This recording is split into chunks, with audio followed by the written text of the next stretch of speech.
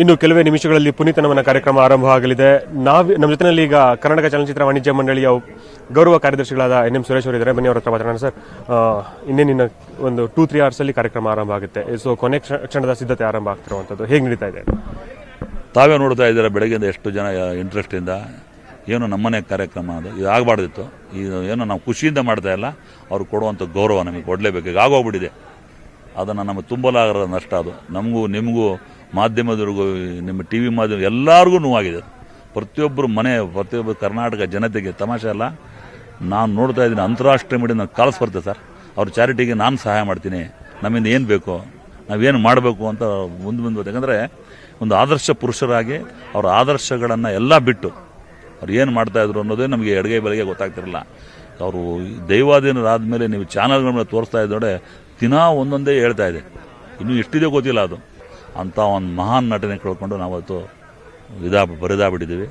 ಅದೇ ನಾನು ಮರಳುಗಾಡು ಮರೀಚಿಕೆ ಅಂದ್ಬಿಟ್ಟೆ. ಮರಳುಗಾಡ ಒಂಥರ ಡ್ರೈಲ್ಯಾಂಡ್ ಆಗ್ಬಿಟ್ಟು ಕನ್ನಡ ಚಿತ್ರರಂಗ. ಇವೆಲ್ಲ ನಟರುಗಳು ಇರೆಸ್ಪೆಕ್ಟಿವ್ ಆಫ್ ಎನಿಥಿಂಗ್ ನಮ್ಮ ಇಂಡಸ್ಟ್ರಿಯಲ್ಲಿರುವಂಥ ಟಾಪ್ ಮುಂಚೂಣಿ ಎಲ್ಲ ನಾಯಕರು ನೋವಾಗಿದೆ ಸರ್. ಅವರೆಲ್ಲರೂ ಇವತ್ತು ಗೊತ್ತಾಗಿದೆ ಪುನೀತ್ ರಾಜ್ಕುಮಾರ್ ಏನು, ಅವ್ರು ಯಾವತ್ತೂ ಒಂದು ಜಲಸ್ಮೆಂಡು, ಅಸೂಯೆ ಪಡೋದು, ನಾನು ಸ್ಟಾರ್ಗಿರಿ, ನಾನು ದೊಡ್ಡವನು ಅಂತ ಒಂದು is ಬಾರನ್ bottom with royal family. Sir, ನಿಮ್ಮ ಮತ್ತೆ ಅಪ್ಪು ಸರ್ ಒಡನಾಟ ಹೇಗಿತ್ತು? ಭೇಟಿಯಾದಾಗ ಹೇಗೆ ಮಾತಾಡ್ತಾ ಇದ್ರು? ಸರ್ ಯಾವಾಗ ಸಿಕ್ಕರು ನಗ್ನಗ್ತಾ ಹಗ್ ಮಾಡ್ಕೊಳೋರು ಸರ್. ಸುರೇಶ್ ಸಾರ್ ಅನ್ನೋರು, ಅಣ್ಣ ಅಪ್ಪು ನನಗೆ ಯಾವಾಗ ಗಣೆ ತೋರಿಸೋದು ಅಂದರೆ ದೊಡ್ಡ ಮಾತು ಹಂಗೆ ಹೇಳ್ಬಿಡಿ, ನಾನು ಒಂದಿನ ನೀವು ಪಿಕ್ಚರ್ ಮಾಡಬೇಕು. ಅಪ್ಪಾಜಿ ಹೇಳಿದ್ರಂತೆ. ರಾಘವೇಂದ್ರ ರಾಜ್ಕುಮಾರ್ ಗೊತ್ತಿದ್ದು, ನಾನು ತುಂಬ ಆಸೆ ಇತ್ತು ಭಾಳ. ನಾನು ರಾಜ್ಕುಮಾರ್ ಫ್ಯಾಮಿಲಿ ಪಿಕ್ಚರ್ ಮಾಡ್ಬೇಕು ಅಂತಿತ್ತು. ಒಂದು ಶಿವಣ್ಣನ ಮಾಡಿಬಿಟ್ಟೆ, ಪ್ರಪಂಚದ 7 ಅದ್ಭುತಗಳು. ಅಪ್ಪು ಸರ್ ಹೇಳಿದ್ರು ಚಪ್ಪಾಳೆ ಸಿನಿಮಾ ಮಾಡಿದಾಗ, ಈ ಸಿನಿಮಾ ಆ ಟೈಮಲ್ಲಿ ಅಷ್ಟು ಅದ್ದೂರಿಯಾಗಿ ಮಾಡಿದ್ದೀರಾ ನೀವು, ಈ ಸಿನಿಮಾ ನಾನು ಮಾಡಬೇಕಾಗಿತ್ತು ಹೇಳಿ ಸರ್. ಎಷ್ಟು ನೋಡಿ, ಅವರು ಸಿಂಪ್ಲಿಸ್ಟ್ ಸುನೀಲ್ ರಾವ್ ಇವರು ಆದರೂ ಕೂಡ ಈ ಸಿನಿಮಾ ನಾನು ಮಾಡಬೇಕಾಗಿತ್ತು ಸುರೇಶ್ ಅವರೇ, ನೀವು ಒಳ್ಳೆ ನಿರ್ಮಾಪಕರು.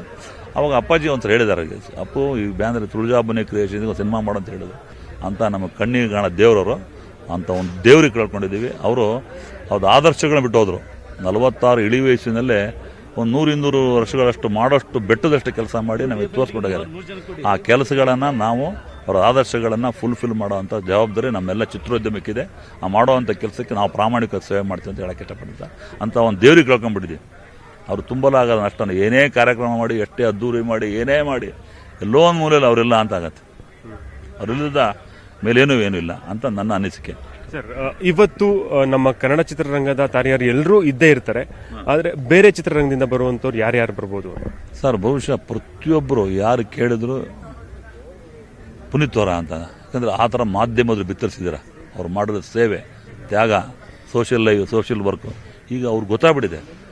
ಮನುಷ್ಯನ ಲೈಫನ್ನು ultimately money is not the main thing. Money secondary, service ಮಾಡಬೇಕು.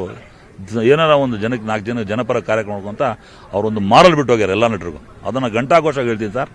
ನಾವು ಗೊತ್ತಿರಲ್ಲ ಪುನೀತ್ ಅವರು ಮಾಡೋವಂಥ ಸತ್ಕಾರಗಳು, ಅವ್ರು ಮಾಡೋವಂಥ ಒಳ್ಳೊಳ್ಳೆ ಜನಪರ ವಿದ್ಯಾಭ್ಯಾಸ ತಗೊಳ್ಳಿ, ಶಕ್ತಿಧಾಮ ಇರ್ಬೋದು, ಇನ್ಯಾವುದೇ ಇರ್ಬೋದು, ಬಡವರಿಗೆ ಎಷ್ಟು ಜನಕ್ಕೆ ಮನೆ ಮಠ ಎಲ್ಲ ಕಟ್ಕೊಟ್ಟಿದ್ದಾರೆ ಸರ್. ಒಂದೊಂದೇ ದಿನ ಹುಡ್ತಾ ಇದೆ. ಅದು ಇನ್ನೆಷ್ಟಿದೆ, ಡಿಗ್ ಮಾಡಿದಷ್ಟು ಇದೆ. ಪ್ರತಿಯೊಬ್ಬರು ಅಪ್ಪು ಯಾರು ಅಂತ ಈಗ ಆಲ್ರೆಡಿ ಗೊತ್ತಾಗಿದೆ, ನಾವೇನು ಹೇಳೋ ಅವಶ್ಯಕತೆ ಇಲ್ಲ. ಇನ್ನೂ ಕೂಡ ಮನದಟ್ಟಾಗಿ ಮಾಡುವಂಥ ಕಾರ್ಯಕ್ರಮ ಗುರುಕಿರಣ್ ಅವರು, ನಾಗೇಂದ್ರ ಪ್ರಸಾದ್ ಅವರು, ಅಲ್ಲಿ ಬಂದಿರೋಂಥ ವ್ಯಕ್ತಿಗಳು, ನಮ್ಮ ಬಸವರಾಜ್, ಚೀಫ್ ಮಿನಿಸ್ಟರ್ ಬಸವರಾಜ ಬೊಮ್ಮಾಯಿಂದ ಹೇಳ್ತು ಎಲ್ಲ ಅವ್ರ ಕ್ಯಾಬಿನೆಟ್ ಎಲ್ಲ ಬರ್ತಾರೆ. ಎಲ್ಲರೂ ಒಂದು 2 ನಿಮಿಷಗಳು ಮಾತಾಡ್ತಾರೆ. ವಾಣಿಜ್ಯ ಮಂಡಳಿ ಪರವಾಗಿ, ಚಿತ್ರೋದ್ಯಮ ಪರವಾಗಿ ತಮ್ಗೆ ಕೇಳ್ಕೊತೀನಿ ಸರ್. Thank you. ಇವಿಷ್ಟು ಕರ್ನಾಟಕ ಚಲನಚಿತ್ರ ವಾಣಿಜ್ಯ ಮಂಡಳಿ ಕಾರ್ಯದರ್ಶಿಗಳಾದಂತಹ ಎನ್ ಸೂರೇಶ್ ಅವರ ಮಾತು. ಕ್ಯಾಮರಾ ಪರ್ಸನ್ ಶಿವಪ್ಪ ಜೊತೆ ಹರ್ಷವರ್ಧನ್, ನ್ಯೂಸ್ 18.